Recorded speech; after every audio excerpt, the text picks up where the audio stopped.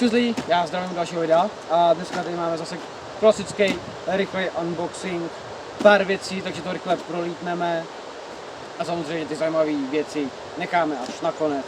Takže za první tady máme zásobník, normálně D-Mac na 120 ran od Delta Armory do mý MK18 od stejné firmy. Vzal jsem jich asi 5 nebo kolik, protože jsem s nimi poměrně spokojený a konečně po několika letech hraní je budu měnit za ty podělané točáky, protože když běžíte, tak chrastíte, že prostě dětský chrastítko, dětský hračky a to prostě je co nechci, takže jsem si koupil pár tady zásobníků, potom tady gumičky, padákový, ty pevný, ty se hodí na spoustu věcí, třeba jako například tady mám vlajku, že jo, na uchycení vlajky a takovýhle věcí, co prostě potřebujete na výbavu.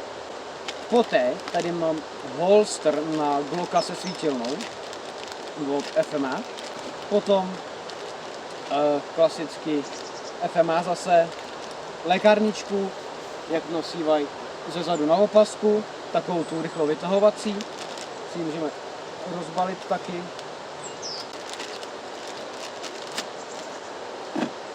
Jo, klasický takový ten mini IFAK,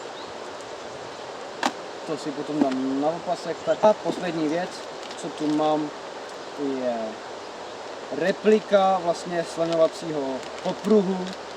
To je jenom dekorace svým způsobem, jo? To bude takhle tady na opasku. Ale to je prostě jenom taková blbůstka, no. Za pár korun. A to je vlastně všechno, potom jsou tady jenom pytlíky od toho. Teď si přesuneme ještě na další balík, který byl objednávaný poměrně nedávno. A ten už ale rozbalený, takže vám jenom ukážu, co v něm bylo. Jo, tady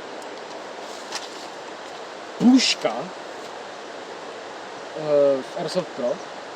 Tuto puška vlastně je poměrně levná, stála 2000 jenom.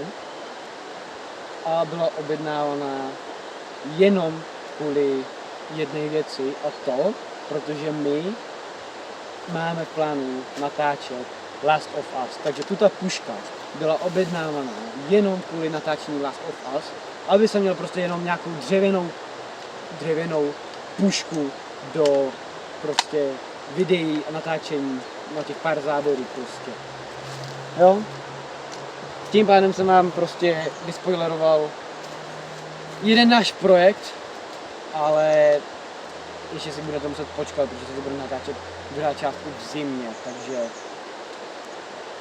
jo, nejspíš si ještě počkáte poměrně dlouhou dobu, ale doufám, že to bude povedený minifilm. Připravuju se na to poměrně dlouho, už mám kostýmy, všechno, ale to jsem odbočil teď.